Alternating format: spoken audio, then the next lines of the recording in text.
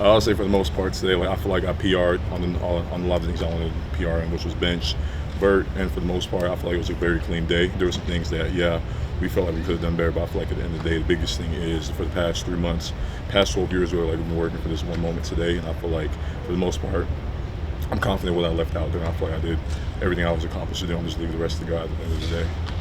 Have you had any meetings with any of the teams that were here today? And if so, how did that go? Yeah, about a couple months ago, I just met with the Jags and the Patriots, and then since then, I've just been receiving emails and things like that. But for the most part, I haven't met with anybody since. You were only here at Mississippi State for 1 year after coming from Purdue. Mm-hmm. So what would you say Mississippi State did for you in terms of development-wise and preparing you for the next level? I'll say the biggest thing State did for me was just the main thing they did for me was they allowed me to just like do what I need to do, like open up my game and spread my game out as being like a more versatile player and every down player, which I feel like I wasn't able to do when I passed school. But when I came here, even though the season didn't go the way we needed to, I was able to put on film that, hey, I can play first down, second down, third down. I can get out the quarterback, even though the sacks and all that didn't show. So, but I feel like also led me with some great coaching. I was able to be coached by Coach Turner, who's probably one of the best coaches that ever coached in the college football. I feel like that alone allowed me to be able to take my game to the next step, as well as some great teammates. I was able to call, like, even though I've only known these guys for a short period of time, I feel like at the end of the day, like, these are guys who I can call on for the rest of my life, and that's like the relationships aspects of it. I feel like it's the biggest thing aside just like the football and winning games and all of that. I feel like at the end of the day, like the relationships in the community and people you build relationships with and people like who you can just call on for the rest of your life. So State offered me that. I'm very grateful and thankful for that. Yeah, just kind of building off that question, obviously playing in the Big Ten and SEC, arguably the two best conferences in college football. Sure. How do you think that's going to translate, and how can you show that to the teams looking at you? I feel like the biggest thing is at the end of the day, the Big Ten and the SEC do have some of the best.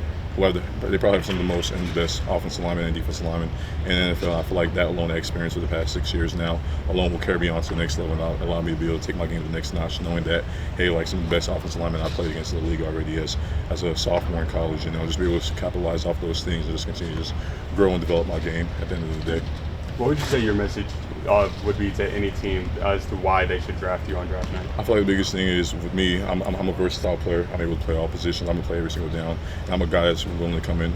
I'm a guy that's going to come in the building and do everything he can to help the team in every single way. Be a great guy in the locker room. Be a great guy off the field as well. Just be a great teammate as a whole. And I feel like I look at myself as an asset, to any organization, any team. And I feel like at the end of the day, that's just me. And like you're going to get the same guy every single day. A guy that's going to be consistent, willing to work his butt off every single day, and just go out there and be the best version of himself.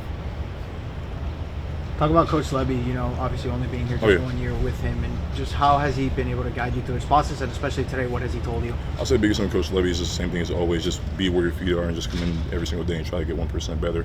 I feel like that's something that he's stuck with ever since the day I met him on my official visit when I came here all the way up until this point. I even hear it out there in practice when I came back last week and was watching the guys practice. He's telling me the same thing he told me when I first got here during my OV all the way up to this point.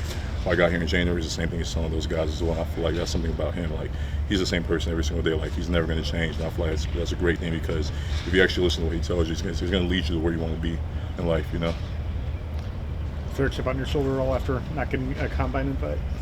I'll say at the end of the day, it is what it is. I feel like I use that as motivation, because the combine was back in late February, so I feel like not getting the invite alone was just like enough for me to be like, all right, I can use these extra weeks and extra times to really continue to work my start in the 40, continue to get my bench number up, and just do what I need to do, and just like a little bit more extra training time and just motivation, at the end of the day. That's all I'll use it for.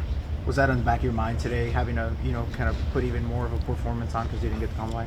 No, I feel like the biggest thing as a whole is I feel like because we didn't have the season we had, I feel like a lot of organizations will just look at us like, okay, like this team went so and so. But I feel like at the end of the day, like it's all motivation, it's all fuel. Keep on getting, even though I didn't get no combine. I'm like, all right, at the end of the day, it's like, okay, this is my showcase. And then at the end of the day, everybody's gonna have an opportunity. Even though the guys at the combine get 2 opportunities, we have this one opportunity that's like all I can focus on is run my own race and just do what I'm supposed to do to be able to achieve my dreams at the end of the day. So that's what pro days are for. So I'm excited. I was blessed to be able to even be here and be able to walk out healthy at the end of the day.